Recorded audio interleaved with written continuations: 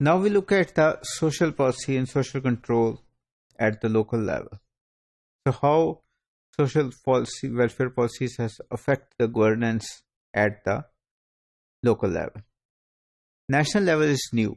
Nation state was not something which was present in the 18th centuries or before. So it's a product of 19th and 20th century. Previously there were empires and kingdoms or very few city-states. So empire and kingdoms have a very loose control over all their realm. So they control the capital and surrounding areas. But if you look, 200, 500 or 1,000 miles from the capital where the king resided, the control of the king was very loose because of lack of communications as well as resources. So king cannot control or emperor cannot control everything.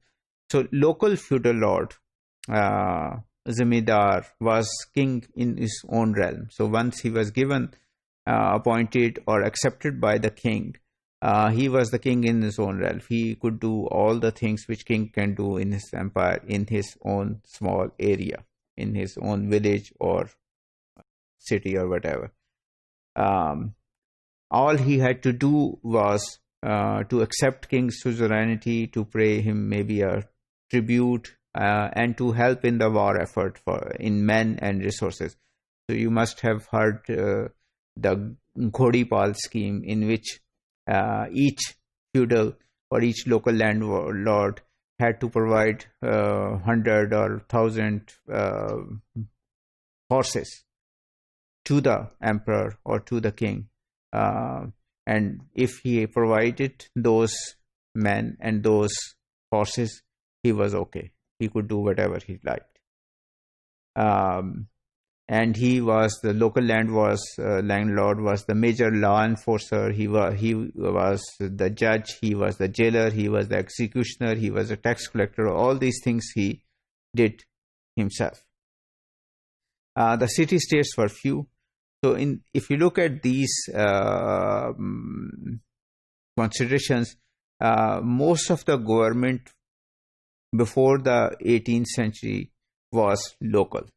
So it was the local landlord, or it was the local city-state which people were concerned about. So was there a link between social policies and social control? Social policies, of course, didn't exist at that time. Most of the help came from the community. So if you had a problem, your neighbors and your brothers, sisters, or extended family helped you. Later on, when the religious element became strong, help came from the church or the mosque.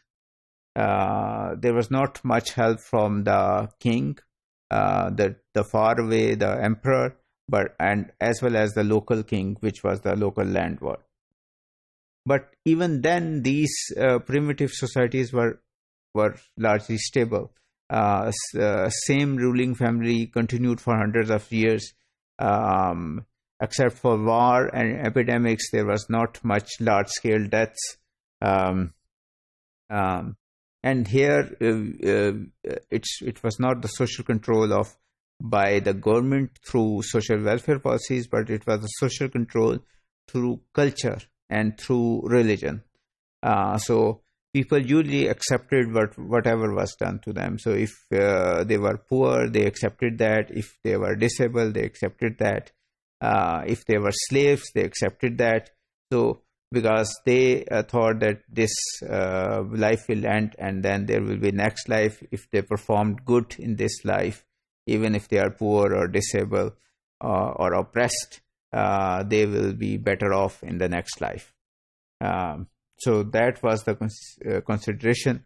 Poverty was glamorized, and people said that, for example, in the Christianity, we heard that the meek will inherit the world, the one who suffers in this world. Similarly is the case here, that there is one of the that poor people will enter heaven much before the rich people. So these are the things which helped, even when there was no social welfare policies, help the political stability at the local level.